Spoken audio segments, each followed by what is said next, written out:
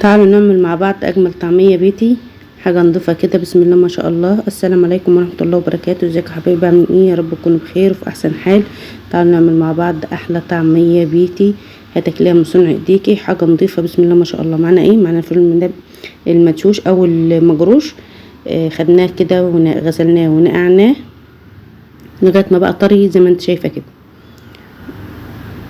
اهو بالشكل ده زي ما انت شايفاه.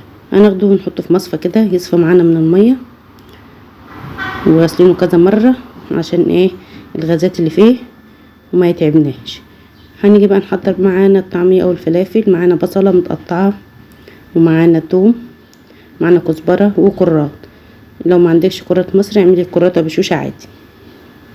وادي الفول بتاعنا اهو. مش هنحط اي بهارات ولا اي حاجة دلوقتي، هنعملها بكل الطرق المتاحة عندك. دي كده هحطها في الكبة. هاخد كده شوية من الفول وشوية من الخضرة بتاعتنا المتقطعة تقطيع عشوائي عادي خالص لانها تتفرم وهتنعم كلها. قطعتين من البصل، قطعة من الثوم، بحيث ان كل المكونات يبقى فاهمين كل الخضار بتاعنا. وهضربها في الكب.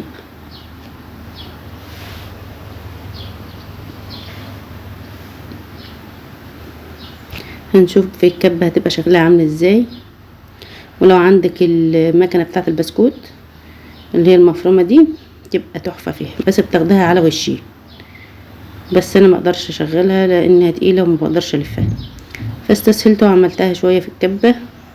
وهرجع اكملها معاكم واشوف هكملها في ايه والنتيجة الاحسن والافضل فين هي. ادي الكبة اخدت معايا وقت صراحة في الكبة الدور ده، وغيرت ونقلت على شفشق الخلاط. ادي شفشق الخلاط، بقيت احط شويه ميه يمشوا لي الشفشق، وبسم الله ما شاء الله ضربه واتنين والتالتة وشكرا، وبتنعم وبتبقى زي الفل. وماخدهاش دور تاني ولا حاجه من اول مره. النتيجه ديت هي اللي بصراحه طلعت حلوه احسن من الكب. شايفين القوام بتاعها عامل ازاي؟ هنحطها في مصفى عشان لو فيها اي ميه زياده تصفى معانا اهو بالشكل ده كده. وما تخافيش ان انت تحط فيها ميه هتغير طعمها ولا حاجه، تبقى طعمها تحفه جدا وجميله زي الفل. شايفه لون الطعميه عامل ازاي؟ العجينه بتاعتنا فاتح وزي الفل وما بتغمقش معانا واحنا بنقليها. في طعميه بتبقى تسود كده ويبقى لونها شكله مش حلو عشان بتحط فيها شبت. الطعميه ما بتحطش فيها الشبت بيغمقها. تحط فيها كزبره او كرفس اهو بالشكل ده كده. هنضرب كل الكمية بتاعتنا. الخلاط سهل لي خطوة الفرم دي جدا. شوف عمل معايا كمية قد ايه، بسم الله ما شاء الله زي الفل. عايزة تنعميها عن كده نعميها. ودي العصارة اللي نزلت منها الماء الزيادة، سيبيها تصفى تكمل تصفيتها اهو بالشكل ده كده.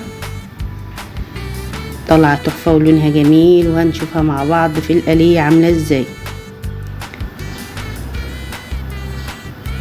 هناخدها بقى هنعبيها في اكياس من غير اي بهارات، من غير اي ملح، من غير اي مواد رافعه كربونات ولا بيكنج باودر ولا اي حاجه. هطلع الكيس يفك وقت الاستعمال. هجهزه بالحاجات اللي هقولك عليها في اخر الفيديو. ساعة ما نيجي نقلي هتحط الحاجات اللي هقولك عليها تحطها ايه. هعبي كده الاكياس بتاعتنا او في علب على قد استعمالك وعلى قد افراد اسرتك اهو بالشكل ده كده. افرد الكيس كده عشان ما ياخدش معاكي مساحه في الفريزر ويفك معاكي بسرعه ما تطلعيه. تعمل كل الكميه بتاعتنا تخزين كده بالشكل ده. الكيس من ده يعمل له 20 جنيه لو انت بتشتريه من عند بتاع الفول والطعميه، يعمل له 20 جنيه عجينه بس. شوف انت وفرت قد ايه، ما كلفتكش حاجه زي ما انت بتشتريها، وانضف واطعم 100 مره. اللولو بتحب الساعد بتفرد معايا اهي. انا بعبي وهي بتفرد ورايا الاكياس. شاطره يا لولو. اهي. عدي يا حبيب عدي. بتعدي فيهم. تعالوا نعمل بقى شويه طعميه كده، نشوف نظبطهم كده عشان نقليهم ونحط فيهم ايه. ادي معانا كزبره، حصى، كمون، لو عندك ينسون حط، لو بتحبي نكهه اليانسون حطي. انا بحبش اليانسون ولا عيالي بيحبوه في الطعميه، بنحط كمون حصى والملح بتاعنا. وهنحط نص معلقه صغيره بيكنج باودر، ما كترش بيكنج باودر عشان ما تفرش معاكي في الزيت. ادي قلتلك كل اسرار نجاح الطعميه البيتي، تاكليها من ايديكي حاجه نظيفه بسم الله ما شاء الله، ولا تقفوا توابير على المحلات ولا تستنى. حاجه تحفه كده وطعمها مقرمش كده ولذيذه وجميله. هتشوفها معايا الوقت واحنا بنقليها، وعاملين شويه فول عجب كده لذاذ زبده، نزل كده معانا على القناه، وهسيب لكم اللينك بتاع الفول وتسويته الصح في صندوق الوصف باذن الله.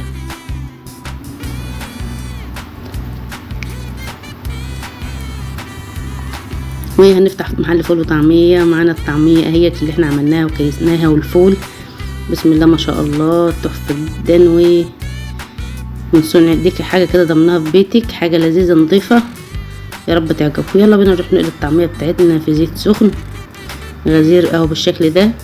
هنحط المعلقه في الزيت كده بالشكل ده اهو، وناخد حته من الطعميه بتاعتنا بجنب المعلقه، هتلاقي تنزل معاك بكل سهوله وبتتقلى ومقرمشه ونضيفه وطعمها لذيذ وحاجه كده بسم الله ما شاء الله.